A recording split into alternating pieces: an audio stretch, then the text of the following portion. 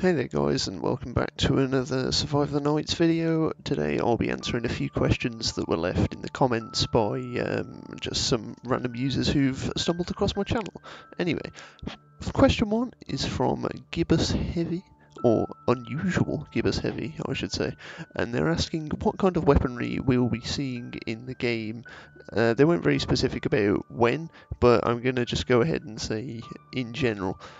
So I asked JB on the Discord, and his response was the most top-of-the-line weapon at the moment that you will find in game is an AR-15. Now, bear in mind that an AR-15 in real life is one of the most highly customizable assault rifles there is. So maybe you might be able to sort of pimp it out, swap off parts of it in the future, add things to it, sight suppressors, etc. Not forgetting you got hunting rifles and other things like that. But the sort of for PvP. Up close, personal, you want to be gunning someone down, the AR-15 is going to be your go-to for the sort of best weapon in that sense. There's going to be no M249 saws or miniguns, or some stupid shit like that. Question number 2 is from a user called Bumfluff884, and he asks, what will the minimum PC requirements be? Well, I'll put those on the screen right now for you to see yourself. These are the Windows PC requirements. The game will also be on Mac, but if you're gaming on a Mac, personally, you should probably just find your nearest bridge and take a good look down below and leap into the chasm below, because you don't game on Macs, end of. That said, JB did tell me that these requirements are to be taken with a pinch of salt. These are not the exact requirements, and if you have requirements worse than this, you are still more than likely able to run the game, but for early access testing phases, it is more recommended to have a stronger PC because there might not be optimization patches available straight away. So some people with weaker PCs might get worse frame rates, which is kind of to be expected in early access, but a lot of people still forget that, like I say, this is going to be an alpha release. Next is a question from Noxious Rogue 965, and they ask, will this come to Xbox or any other consoles? Well, according to the developers, console release is an end goal for the game. It's not to be expected during early access. That's just my 2 cents on that. If you're expecting an early access game to come to console, it will be a shambles and be fucking unplayable, probably like the culling. It will probably just die straight away.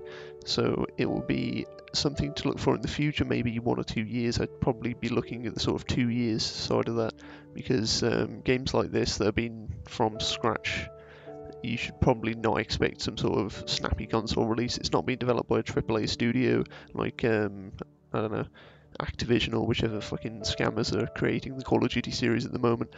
But instead it's being made by a couple of guys in like Hull who are spending most of their time down the chip shop probably. That said, I want to now address the PC backer release. JB said on the Discord that they are now aiming for a mid-July release. That will be around about July 15th, that sort of week. So expect it to be dropping then. I'll be making YouTube videos on it.